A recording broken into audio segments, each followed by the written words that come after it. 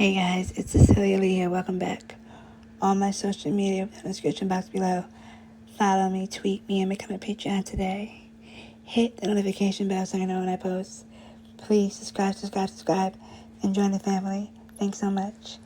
Now, on today's episode, I want to talk about a very controversial topic, and that's deangelo Wallace. Now, I have a disclaimer. I don't give a fuck about what D'Angelo's fans have to say. This has to be said. No ifs, ands, or buts about it. And if you don't like it, you can suck my ass. End of disclaimer. I don't understand how you could sit there and make all these videos about all these other people, hour-long videos about these people, and, have so much to say with your whole chest. But when it comes to James Charles, you have nothing to say. You literally have nothing to say. Oh, they should just be deplatformed. No. And then for you to keep that video up, that's obviously in favor of James, is really telling. You have some fucking nerve. If that doesn't scream, I'm sucking James's ass, I don't know what does. And it makes it even worse because you act like you saying something isn't going to do anything. Well, if that's the case, and if that's your logic, why'd you make a video on Shane, Jeffree, and Tatiana? Because in my eyes, they didn't do shit. I mean, yeah, they got millions of views, but in the grand scheme of things, they really didn't do anything. So, what is your reason for that? You had no problem calling out Shane for his dark humor and his crude jokes. You had no issue going off on him. You had no issue going off on Tatiana, and you had no issue going off on Jeffree. But when it comes to James, you rather not comment. And you can't be bothered to make hour-long videos on James Charles because you don't feel like it's gonna do any good in the world. But what did your videos on Shane, Jeffree, and Tatiana do to bring good into the world? Because I didn't get anything out of watching them. All I got out of it was you obviously have a hate boner for Jeffree and Shane and Tatiana. So, again, I don't know what you were trying to say or trying to imply, but in my eyes, it just seems like you're on James Charles' side. I don't give a fuck if you tell me that they need to be deplatformed. That's not good enough.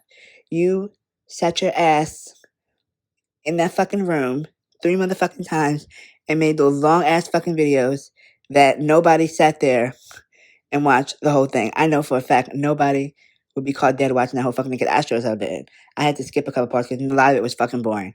So, if you can sit your ass there and make 3 motherfucking long-ass hell documentary-style videos, you can sit your same ass down on that chair and make a video about James Charles because it's only fair. And because the video you made about James before, now you look like you went and made a lot of mistakes in that video.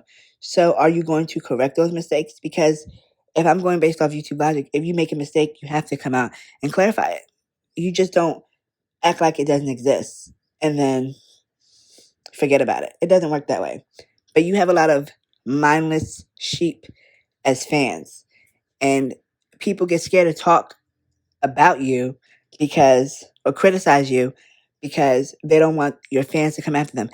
I, on the other hand, don't give a fuck because I ain't scared of nobody and ain't nobody gonna tell me nothing. And if you think you could come and tell me something, I want to see you try because I got time and I do clap back. So I don't give a fuck. Like I said, that's engagement. And negative comments, engagement.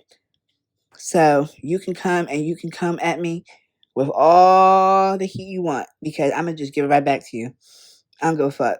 So I just think that you need to, like I said, sit your ass down and make a video. There ain't nothing wrong with that. You can't be bothered all of a sudden. That's not my problem. It's funny how when people get to a certain point that they want to get to, all of a sudden they can't be bothered to do something. But before, you were ready and willing to sit your ass down and do whatever you had to do. Now all of a sudden that you reach your goal, and now you're having fun on Twitch. Now you don't want to make. Now you can't be bothered to sit down and make some videos. Bullshit.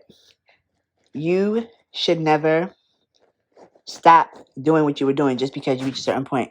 That don't make no sense. That obviously just means you were in it for the views and the subscribers. That's obviously what it's saying. That obviously means that you don't give a fuck about anything that you said.